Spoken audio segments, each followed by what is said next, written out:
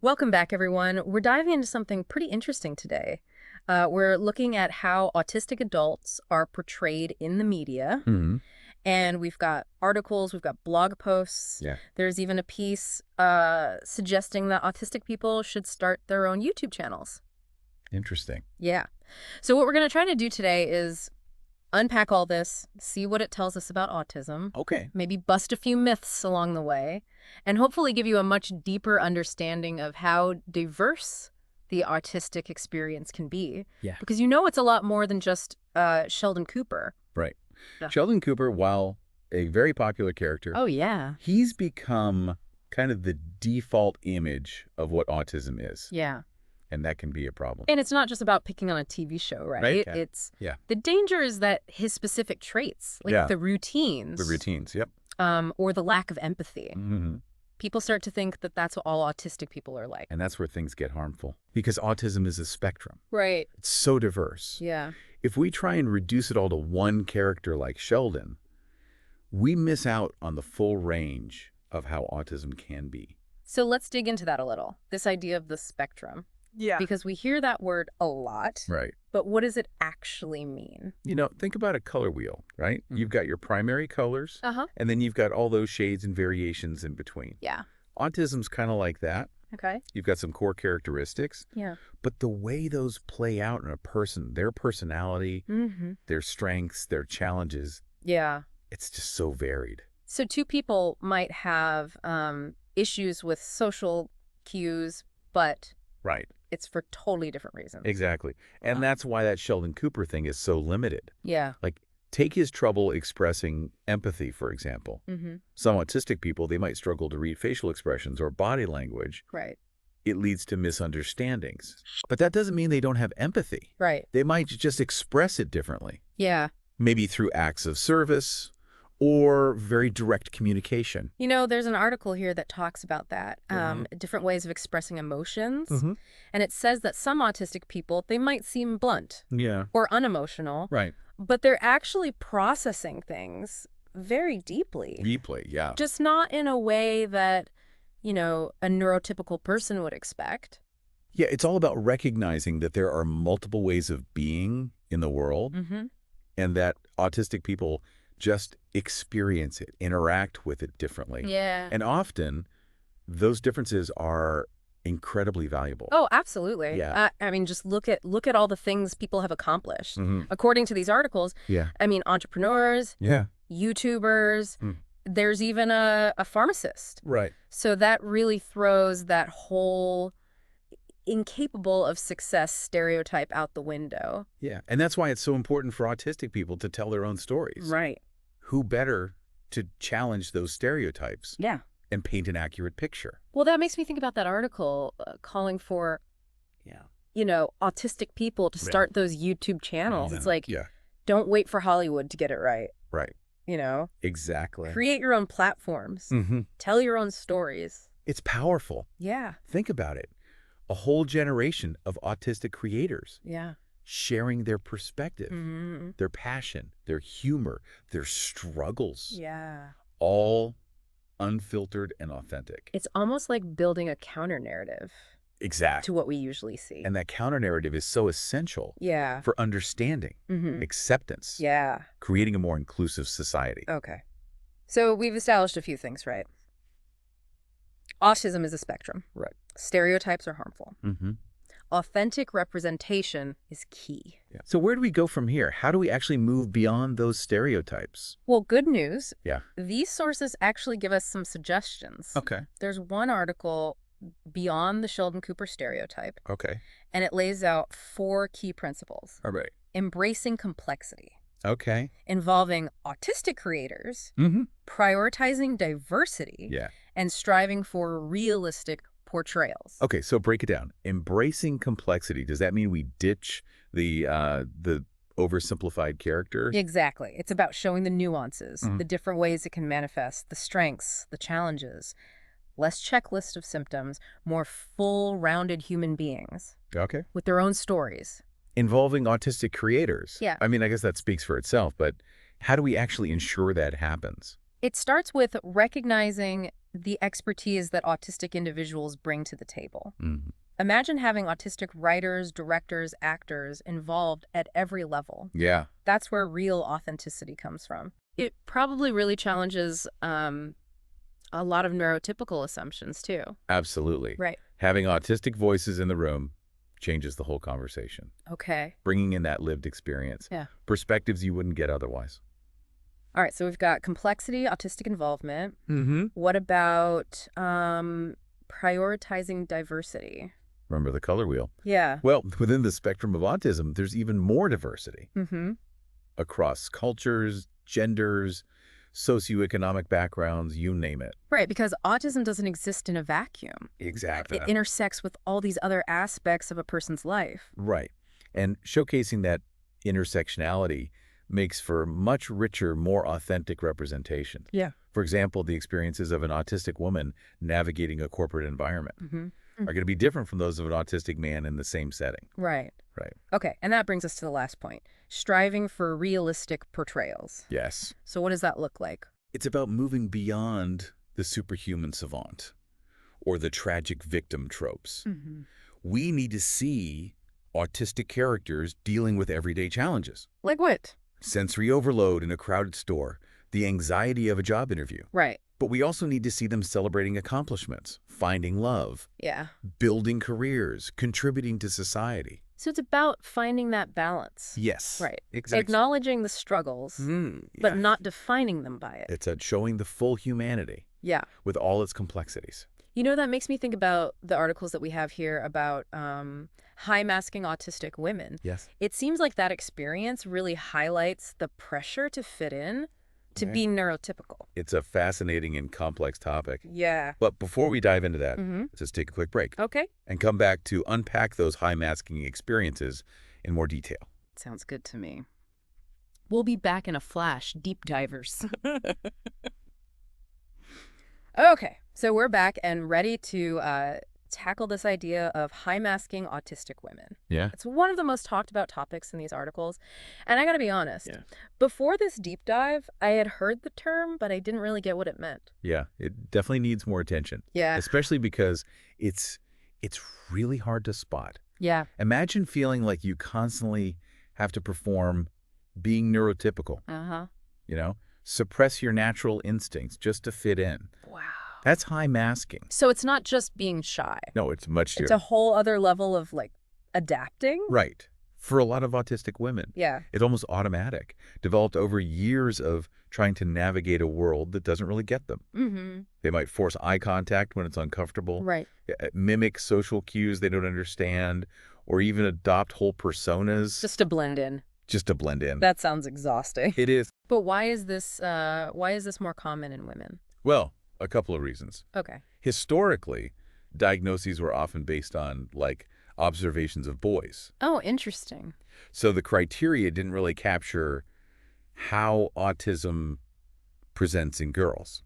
So the lens was kind of skewed Exactly, yeah. from the beginning. And then there's societal expectations. Right? Yeah. Girls are often pushed to be more socially adept, Mm-hmm. to be good at reading emotions, to, smooth over conflict. Right. That can make it even harder for autistic girls to be recognized, Yeah. and even for themselves to understand why they feel different. There's an article here.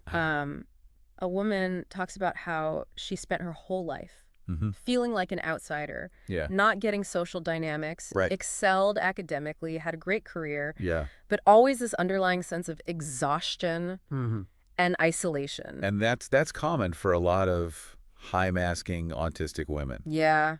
and it's heartbreaking. Mm. It wasn't until she was diagnosed later in life Right.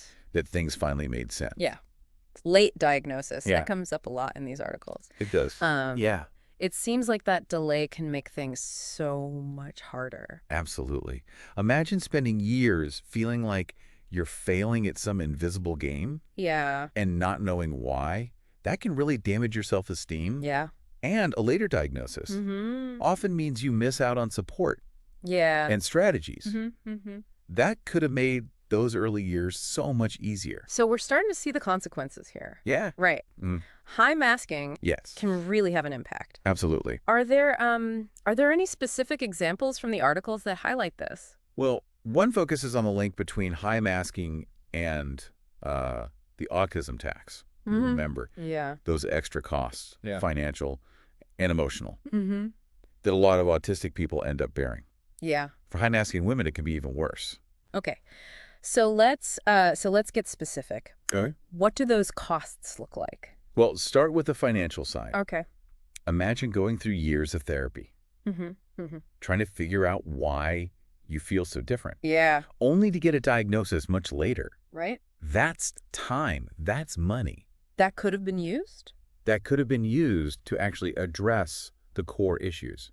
And then there's specialized coaching and stuff, right? For Right. social skills, for sensory sensitivities, which a lot of times isn't covered by insurance. Exactly. And then there's the emotional tax. Yeah. The constant effort to mask, the fear of being found out, Mm-hmm. never truly belonging. Right. It takes a toll. Yeah. We see that in these articles, women talking about anxiety, Yeah. depression, Mm-hmm. burnout. It's like they're paying a price to try and fit Right. in a world that wasn't built for them. That's a powerful way to put it. And that tax can impact their careers too. Well, think about the energy it takes to navigate a workplace that prioritizes neurotypical communication and social norms. Yeah. It's energy they can't put into their actual work. So even though they might be good at, masking Yeah. to get ahead, Hmm. it's not really sustainable. Right. It might help them achieve some things in the short term, Mm-hmm. but long term, Yeah. the costs are just too high. Burnout, isolation. Exactly. I mean, even physical health problems. Right. Right. It's like building a house of cards. It might look impressive, Yeah. but the foundation's unstable.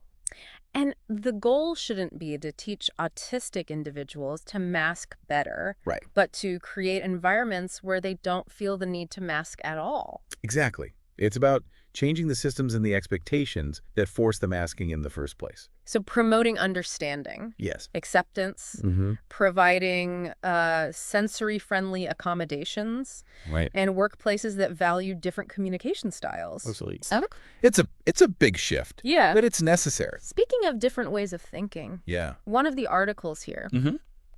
it suggests we rethink how we think about autism. Okay. So instead of seeing it as a deficit Yeah. or a disorder, Right. it says we should see it as just a different way of being in the world. I like that. Yeah. It's an important point. Yeah. When we just focus on the challenges, Uh-huh. we miss all those talents and perspectives Yeah. that autistic people bring. I mean, think about it. The attention to detail, Mm-hmm. the systematic thinking, Yes. that focus. Right. These can be huge assets. In so many fields. Yeah. In fact, one of our sources talks about Yeah. how companies are now starting to actively recruit autistic people. That's fantastic. Yeah. For roles that require those very skills. It's a great example of how recognizing neurodiversity Yeah. can help everyone. It's about creating a more inclusive and equitable society where everyone have the opportunity to thrive. This makes me think about Yeah. the articles that bring up the concern Mhm. about autistic people possibly losing jobs to AI. Right. Is that a valid concern? It's complicated, Yeah. but it's worth thinking about. Mm-hmm. I mean, AI can create no opportunities, Sure. but there are also worries about job displacement Right. and the need for inclusive design in those technologies. So we need to make sure that AI Yes. doesn't end up pushing out an already marginalized group. Exactly. We've got to advocate for policies Mm-hmm. and practices that ensure autistic people have equal access Yeah. to training, to jobs, to support Mm-hmm. in this new world of AI. Mm-hmm. We can't assume progress will automatically help everyone. It goes back to what we were talking about, with shifting the focus. Yes. Right? It does. From fixing individuals to changing the systems. Exactly. It's about making a world that's truly inclusive, Yes. where technology helps, not hurts. Well said. It's about recognizing diversity in all its forms, Mm. including neurodiversity, Yeah. as essential for a thriving society. Uh-huh. That brings us to another thread that came up. Okay. The intersection of religious trauma and autism. Okay, let's get into that. Yeah. I'm sensing this is going to be a sensitive topic. You're right. It's often overlooked. Yeah. But it's so important to understand how religious environments, with their rigid structures, Yeah. social expectations, Uh-huh. sensory overload, can be really tough for autistic individuals. And it's not just the environment itself, right? Right. There's also the trauma. The trauma, yes. Which can be very specific for autistic people. These sources talk about how autistic people, especially those raised in strict religious settings, face these huge challenges. Really? The need to conform, the abstract concepts, the pressure to suppress their stimming behaviors. It can be deeply traumatic. One article shares a really powerful story of someone who grew up in a conservative religious community. Right. They talk about the pressure to conform, the fear of judgment, the feeling of being trapped. That feeling of being trapped. Yeah. Of not being able to be themselves. Yeah. That's a common theme in these accounts. It shows how important it is to recognize religious trauma in the autistic community. Absolutely. So how can we better support those who might be dealing with this? Well, therapy with a trauma-informed therapist is key. Someone who understands the intersection of autism and religious trauma. Yeah. And connecting with others who've had similar experiences. Right. Through support groups, online or in person. Yeah. That can be really validating. Yeah. Empowering. And it's important to remember that. Yes. Not all religious experiences are negative. Yeah. Right. There are plenty of faith communities that are welcoming and supportive of neurodiversity. It's about finding a community that celebrates who you are. That's it. Right. Where you belong. Where you can be autistic and spiritual. Without having to choose. Yeah. It seems like we keep coming back to this idea of needing spaces. Spaces, yeah. Whether it's physical or online. Virtual. Where autistic people feel seen. Yeah. Heard. Accepted. Absolutely. It could be advocating for sensory-friendly places. Or promoting understanding in workplaces. Or building those inclusive faith communities. It's all about creating a world where autistic people can thrive. Okay, well, we've covered so much. We have. But there's one more big thing we need to discuss. Yeah. Sensory sensitivities. Absolutely. Understanding that is so important. Yeah. To create a more inclusive world. Okay, so let's shift gears. Okay. Let's talk about sensory sensitivities for people who might not be familiar. Can you give us like a quick overview? Sure. Sensory sensitivities involve either a heightened or diminished response to sensory input. Okay. So sights, sounds, smells, tastes, textures. Yeah. Even movement. What might be just a little annoying to someone neurotypical can be totally overwhelming or even painful for an autistic person. These articles, they have some really interesting descriptions of these sensory experiences. It's amazing. One person talks about clothing tags, like nails on a chalkboard. Right.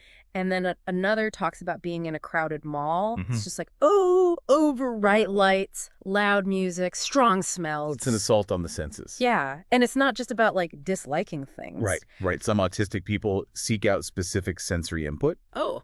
The feeling of soft fabrics, the hum of a fan, repetitive motions like rocking back and forth. Interesting. These are called stimming behaviors. Okay. And they can be calming, regulating, even pleasurable. So how do these sensory sensitivities, how do they actually affect people's daily lives? They can have a big impact on basically everything. Okay. From social stuff to work to just relaxing. Give me an example. Imagine trying to focus on a conversation in a noisy restaurant. Yeah. When the dishes clattering, people talking, it feels like it's attacking you. Right. Or going to a concert, loud music, flashing lights, you feel completely disoriented. Yeah. These are just examples of how normal things can be so hard for autistic people. There's an article here that talks about grocery shopping. Oh, yeah. Being a challenge for someone who's sensitive to, you know, those fluorescent lights. The lights, the crowds. All the choices. All those products. Just too much. Way too much. It's a good example of how a normal task can be a huge obstacle. Exactly. And it shows the need for understanding from businesses, organizations, everyone. So what can we do to create a more sensory-friendly world? We can start personally By being more aware of our own sensory input, Okay. how it might affect others. Mm-hmm. Like, do we really need to blast music on the bus? Right. Or can we use headphones? Can we choose a quieter place to meet with an autistic colleague? Yeah. These little things can make a difference. Get on a bigger scale. We can push for sensory-friendly spaces in public places. Yeah. Libraries, museums. Movie theaters. Imagine. Yeah. Movie theaters with dimmed lights, lower volume. Sensory-friendly screenings. Yeah. Or museums with quiet zones. Right. These things can change everything for autistic people. Yeah. And their families. And it's not just about separate spaces. Right. It's also about making the existing ones more inclusive. Yeah. Clear signs about noise levels, different seating options, being flexible about stimming. Right. These all help. So, bottom line, what do we need to get about sensory sensitivities? They're a real and often really difficult part of the autistic experience. It's not a choice. Yeah. It's not a preference. Right. And it can affect how they participate in life. It's about going beyond judgment. Yes. Beyond assumptions. Absolutely. And having empathy. Empathy. Right. And being willing to accommodate those differences. The more we understand, the more welcoming we can be. Okay. So. Yeah. High masking. The autism tax. Yeah.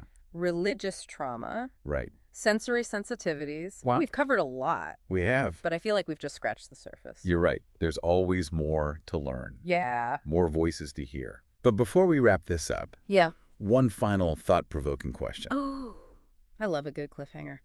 Hit me with it. Okay, so we're back.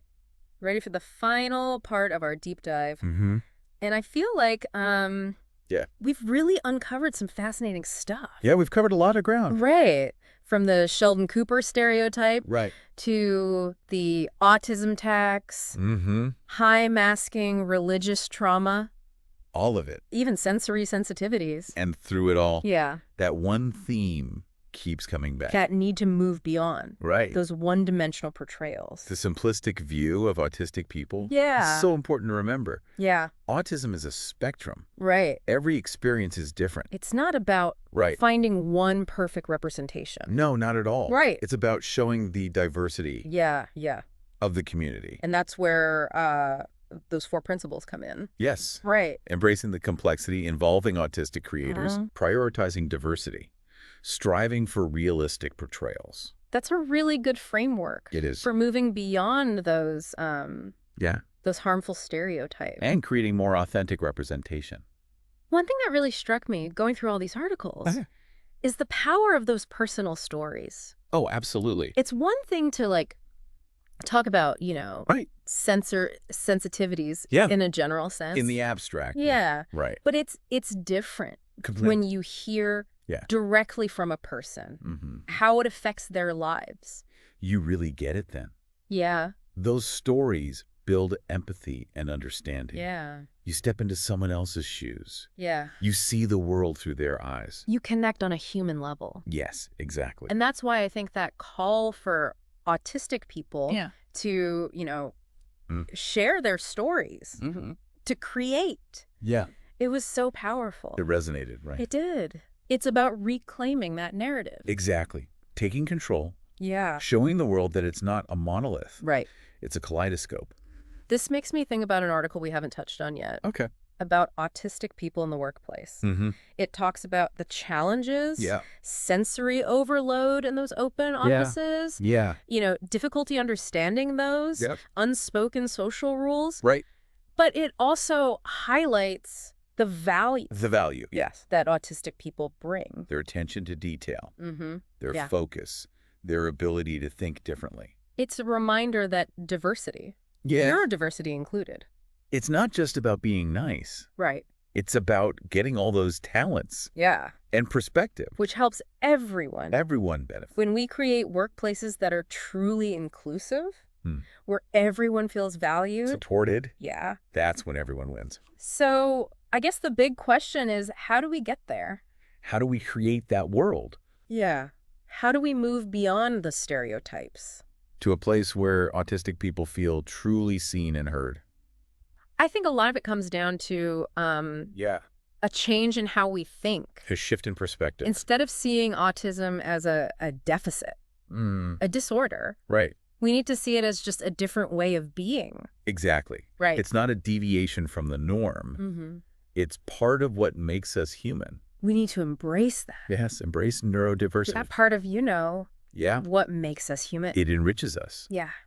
To understand those differences. And realize that the things that make autistic individuals different can also make them incredibly gifted. Yeah. Valuable members of society. We need to build a world where those differences are celebrated. Not hidden, not stigmatized. Yeah. Celebrated. Where they can be themselves. Their authentic self. Without having to mask. Right. To fit in. Exactly. So, as we wrap up this deep dive, I'm curious, what's the biggest thing that stuck with you from these articles? What do you hope people listening will take away?